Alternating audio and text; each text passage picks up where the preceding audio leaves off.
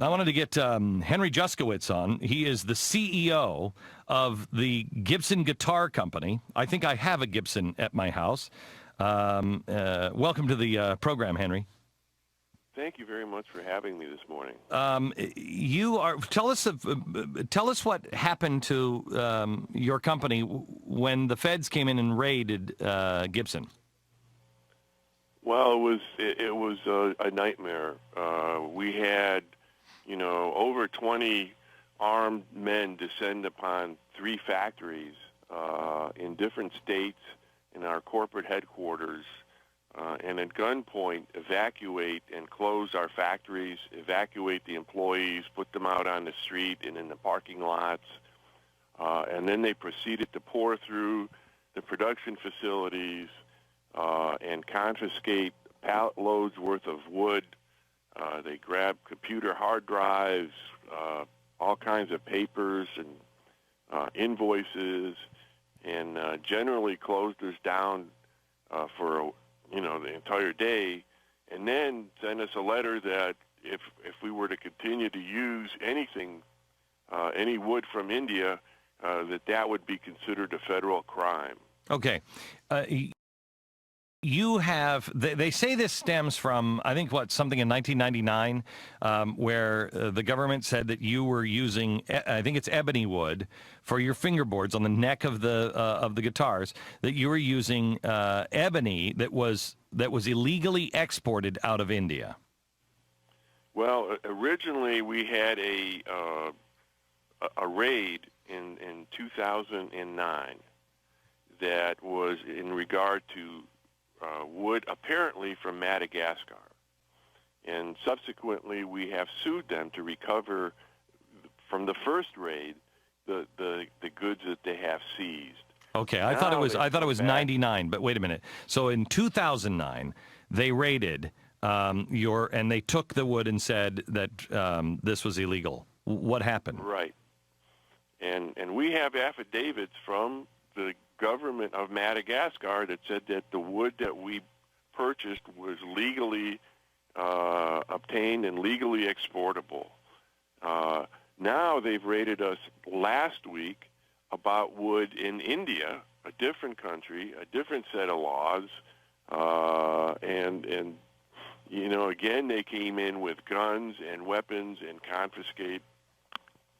confiscated wood and closed our factory down. But they said that you could avoid all of these problems if you would do one thing. What was that? Manufacture in Madagascar. So the United States federal government came in with handguns to the Gibson Guitar Factory, claimed that you are illegally importing this wood, which you're not doing. You have the documents and the paperwork to prove it, right? Yes, sir. And they said if you can make this all go away, if you just stop your manufacturing in the United States and instead move your manufacturing of the fingerboards to Madagascar? Yes. What was your response? Well, we can't respond because it's an investigation, so we haven't actually been accused. But of course we're not going to move to Madagascar. We have a commitment. This is an American company. We have a commitment to this country, and why are they targeting you? We have no idea.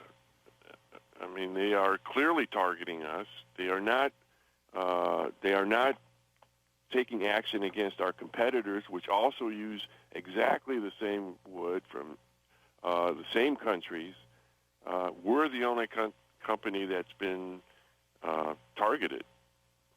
When I read this story last week, they were also talking about, that there's people should worry about their guitars that they have, their old guitars, because they may be in violation if they have something, an old guitar that maybe has, illegal wood on it or whatever.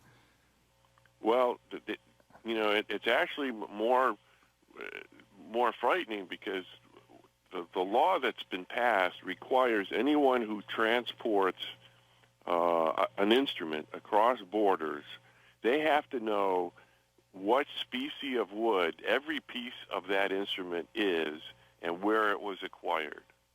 And while that wood and that species might have been perfectly legal, the likelihood of your knowing where it came from, at Is this zero. point in time is unlikely. So even though it's legal, you purchased it legal, and there's no question about the legality of the wood, the bureaucracy allows people to confiscate that instrument, fine you, and produce criminal charges. If you had to, if you were going to move your company outside the United States, how many jobs would be lost here in the United States? 1,200 or so jobs, minimum. In what state? Nashville? In Tennessee, we have a factory in Arkansas, and we also have a factory in Montana. Harry, I wanted to get you on the air because I couldn't believe that. I read this story last week and I just couldn't understand it. I'm like, well, how is the problem the Gibson Guitar Company? How is that possible? As I said before I brought you on, people have a responsibility when they see a wrong happening to expose it and to speak the truth, but you also have a responsibility to stand with people who are standing up. What can people do to help you? Well, I would ask them to write their Congress people, their senators, and let them know about how unfair this is and that there's something needs to be done to address not only our problem, but there are other manufacturers and business people who are in the same straits. So we would ask for their opinion to be going to legislators. And again, you haven't been charged with anything. We have not been. Unbelievable. Henry, thank you very much. Appreciate it. CEO of the Gibson Guitar Company. I think the latest amazing fact is you make this all go away, make it all go away if you just start manufacturing in a different country. Amazing, America.